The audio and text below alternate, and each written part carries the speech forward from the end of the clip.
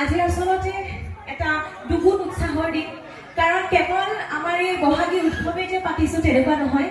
সমগ্ৰ বিশ্বই আজি পালন কৰিছে মাতৃ দিৱস।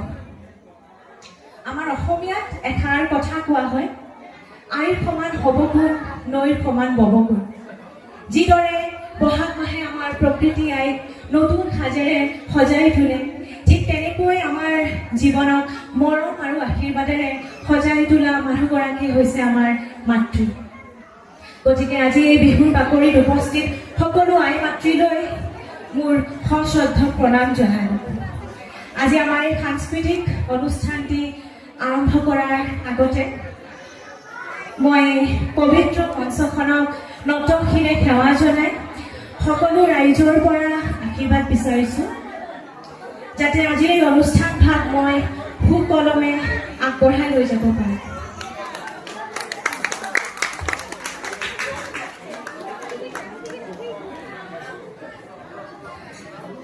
সকলোকে ইয়াতে দেখি খুব ভাল লাগিছে। আজি এনেকৈ আমি সকলোবোৰ যে ইয়াতে একত্ৰিত হৈছোঁ, তাৰে আঁৰত আছে এটি দীঘলীয়া ইতিহাস। আপোনালোকে সকলোৱে নিশ্চয় জানে, সকলো দ্বাৰকা নগৰবাসী ৰাইজ। আমাৰ এই নিমন্ত্ৰণী পত্ৰখন পঢ়ি থাকোঁতে মই এটা বৰ সুন্দৰ কথা গম পালোঁ। এই যে আমাৰ মৰমৰ দ্বাৰকা নগৰ ইউথ ক্লাব, এইটো হেনো আজিৰ পৰা প্ৰায় ২৭-২৮ বছৰ পূৰ্বে, অৰ্থাৎ ১৯৯৯ চনত এই ক্লাবটোৰ জন্ম হৈছিল।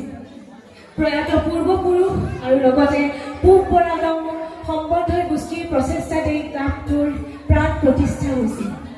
সেইখিনি সময়ত তেওঁলোকে হয়তো যি সপোন দেখিছিল, সেই সপোনটোৱে আজি এক মহান ৰূপ লৈ আমাৰ সকলোৰে মাজত থিয় হৈছেহি।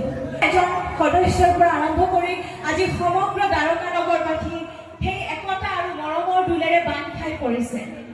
গতিকে আজি এই মঞ্চত থিয় হৈ মই সেইসকল ব্যক্তিক শ্ৰদ্ধাৰে সোঁৱৰণ কৰিব বিচাৰিছোঁ, যিসকলে ১৯৯৯ চনত এই বিহুৰ উৎসৱটি স্থাপন কৰিছিল। তেখেতসকলৰ সেইখিনি সময়ৰ দূৰদৰ্শিতাৰ বাবে হয়তো আজি আমি এনেদৰে ইমান সুন্দৰকৈ এই মঞ্চ বিহুখন আমি উদযাপন কৰিব পাৰিছোঁ। গতিকে এই ২৮ সংখ্যক যি দ্বাৰকা নগৰ বহাগী উৎসৱ আমি আজি পাতিছোঁ, মই সেয়া তেখেতসকলক উচৰ্গা কৰিব বিচাৰিছোঁ। এইখিনিতে মঞ্চ বিহু কওঁতে মনলৈ এটা কথা আহিছে, এই যে আমি আজিকালি ইমান জাক জমকতাৰে এনেকৈ মঞ্চ বিহু উদযাপন কৰোঁ। আগতে কিন্তু বিহু মূলতঃ এক পথাৰৰহে উৎসৱ আছিল।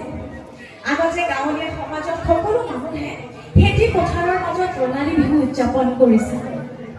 কিন্তু আপোনালোকে জানেনে এটা কথা, যে ১৯৪১ চনত প্ৰথমবাৰৰ বাবে শিৱসাগৰৰ বেবেজীয়া নামৰ ঠাইডোখৰত পথাৰৰ পৰা বিহু আহি সমাজৰ মাজত এক আনুষ্ঠানিক স্বীকৃতি লাভ কৰিছিল।